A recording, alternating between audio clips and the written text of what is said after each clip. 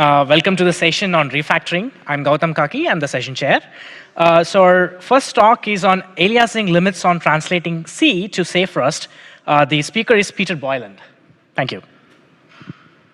Hello, everyone. I'm here to present our paper. Can you put up the slides? We can't see it. That's exactly what to see. There's something wrong with your slide. What's wrong? It's a Mac.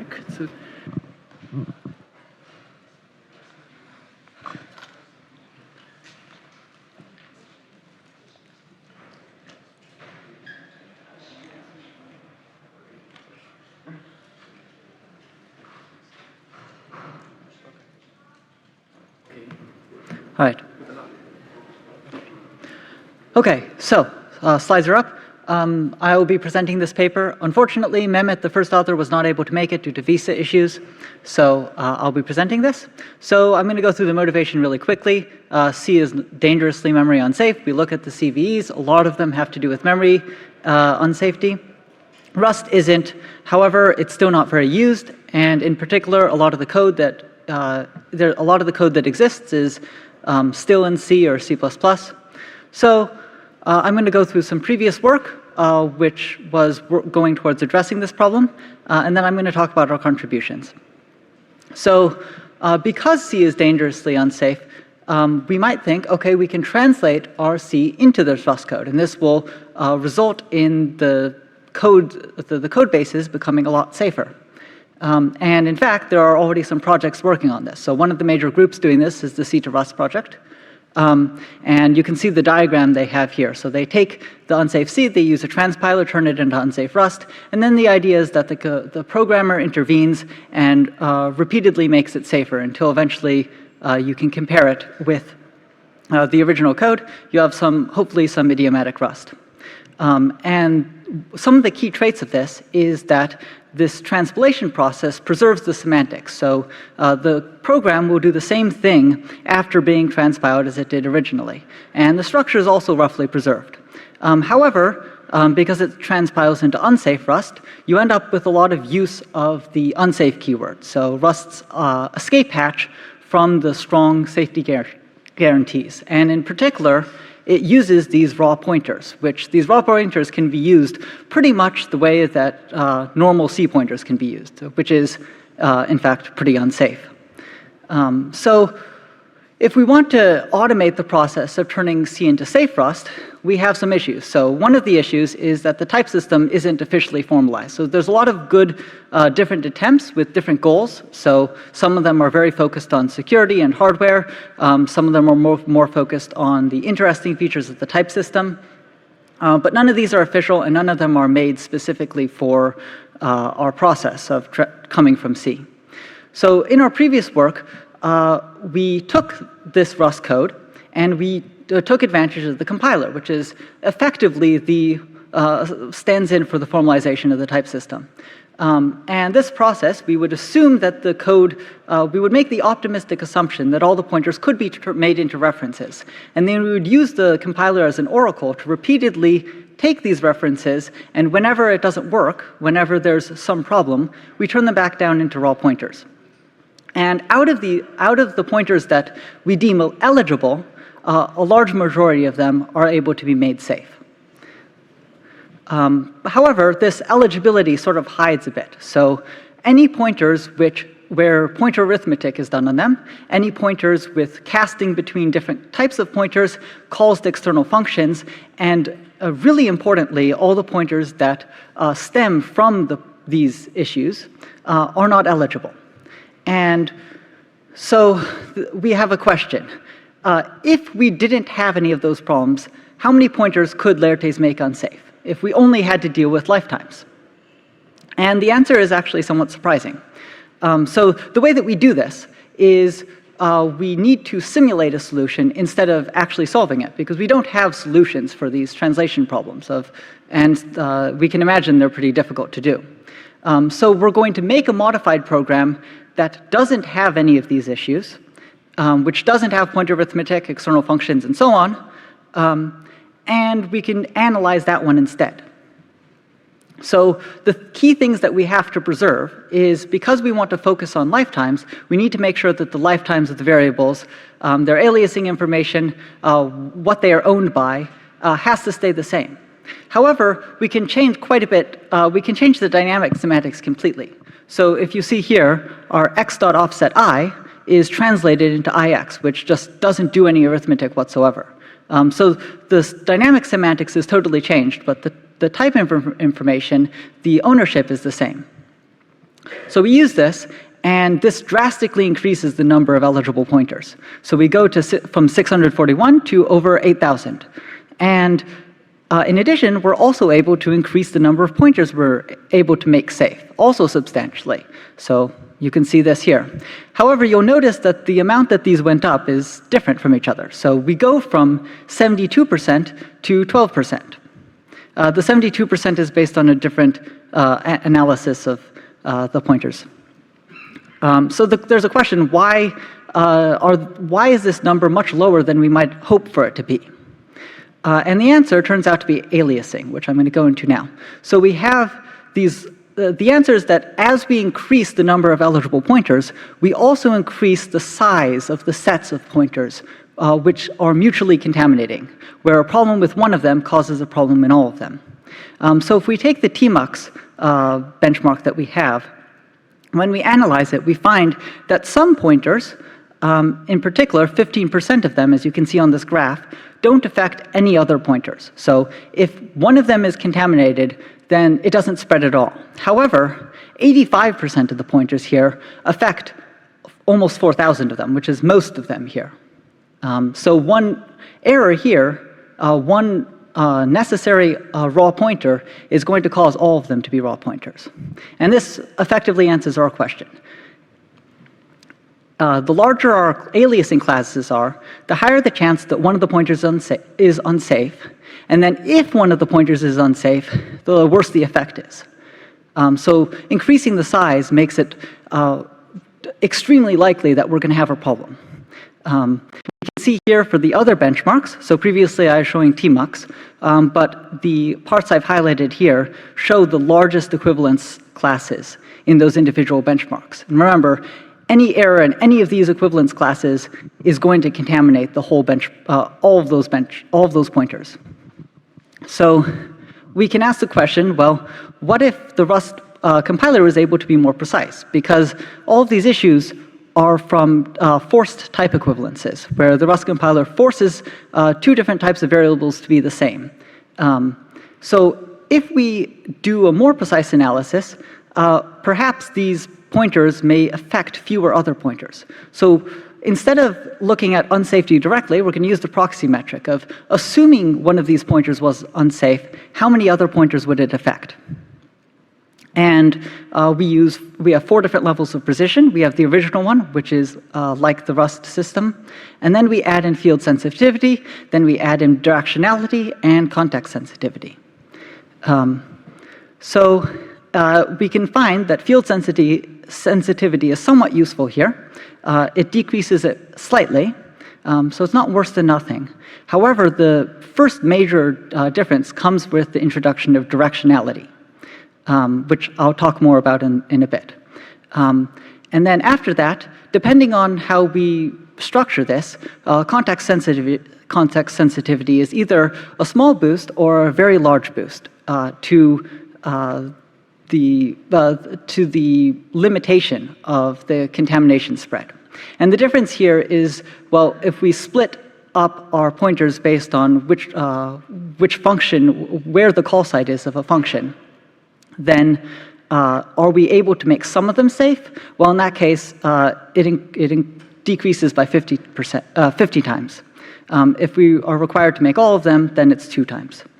This P3, our directionality, is where the most significant drop is. So on this slide, you can see our 3 largest benchmarks. Going from P2 to P3, which is adding the directionality, increases the percentage of pointers that don't have a very large relative effect, from less than a quarter to about 90% or more. Okay, so now I'm going to talk about directionality.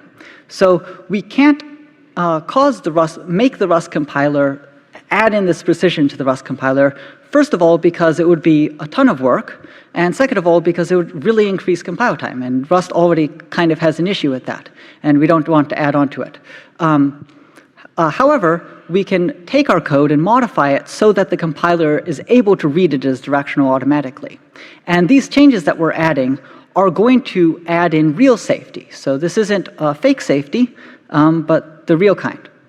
And just to give an example of this, if we have 3 pointers, our x, y, and z pointers, and we originally set z to y and then z to x, and one of them has to be unsafe, so let's say that our x has to be unsafe. Then as a result, because z comes from x, then z also has to be unsafe. And then because the types of y and z have to be the same, then that forces y also to be a raw pointer. It can't be a reference here. So this is one example of this massive spread of unsafety. However, we can add in these blocking points. So we can add in that z is y as a pointer. And this allows y to still stay as a reference. The compiler can notice that, okay, y and z don't have to have the same type. So y can be a reference while leaving x and z, which have to be raw pointers. So this actually has a good result. So originally, with our pseudo safety, only 12% of the pointers were made safe. But when we add in these casts, and if we do something with boxes, then we're able to increase the number of pointers made safe from 12% to 24%. And some of the programs don't have a major improvement. And these are ones that use function pointers, which we found very difficult to use with global pointers at the very beginning. And some of this is just inherent to the project of translating C into safe Rust. Like the structure of C code may be something that relies on programmer knowledge about the structure of the pointers. And so we can't get rid of it entirely.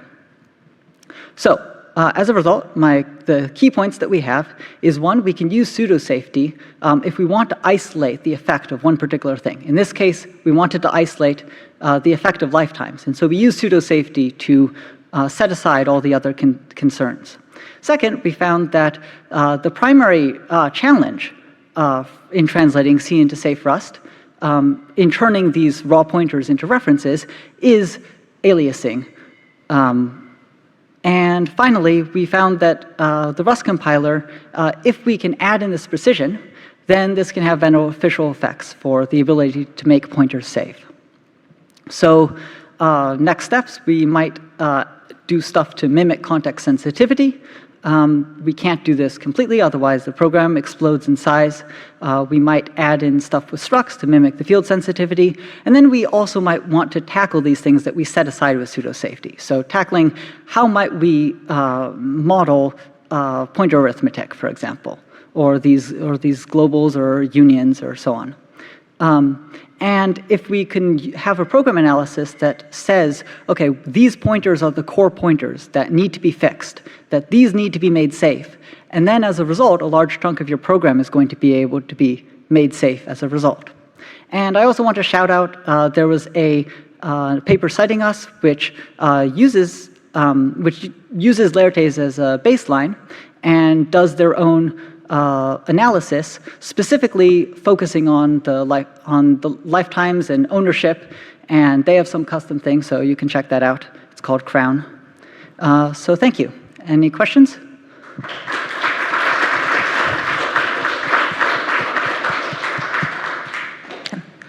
Thank you for your talk.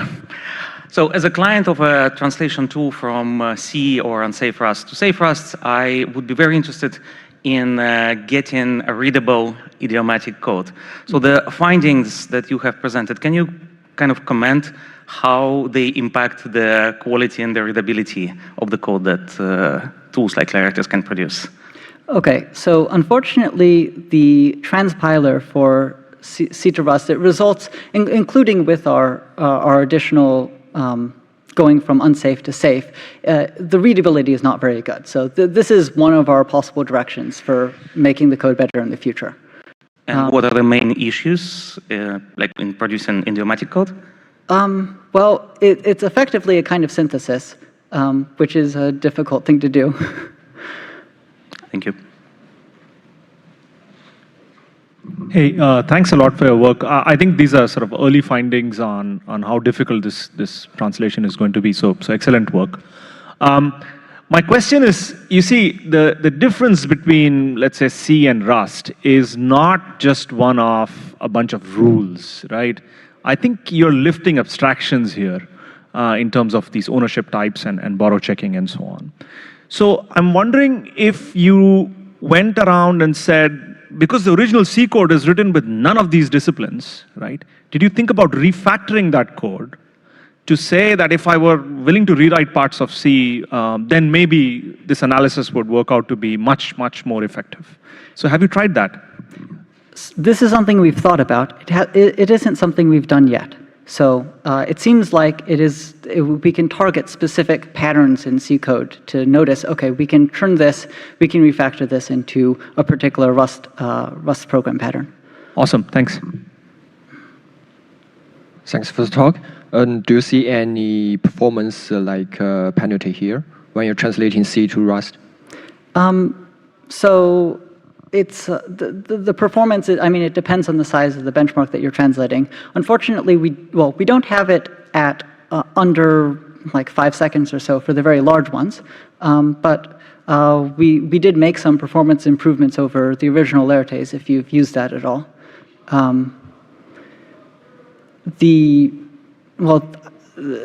Basically, like the time that we need for a compilation is also like the larger the compilation time, the larger this transpilation time is also going to take. But we don't do the transpilation. We're using the existing C to Rust tool. I think a follow-up question to that.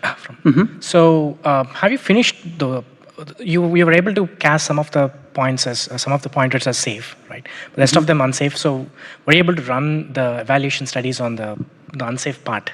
Like, how does it compare to the one, in terms of performance to the original C code, right? Like, how does you mean in the program after it's been converted? Exactly. There shouldn't be any change in how fast the program runs because it's doing the same thing. With respect to the original program and the final one? Yes. In C and Rust? The dynamic semantics is the same. Okay. In fact, actually, I can say that one of the, if I go back to this here, the difference here between the 24% and the 21% is that with the 21%, we use something which has stronger guarantees of safety. With the 24%, there's a possibility of undefined behavior. And with the 21%, we use the box structure. And the reason why it goes down to 21% is that there are some cases where we can't actually insert boxes. Otherwise, the performance would have a negative effect on the performance. Okay, thank you. Let's thank the speaker again.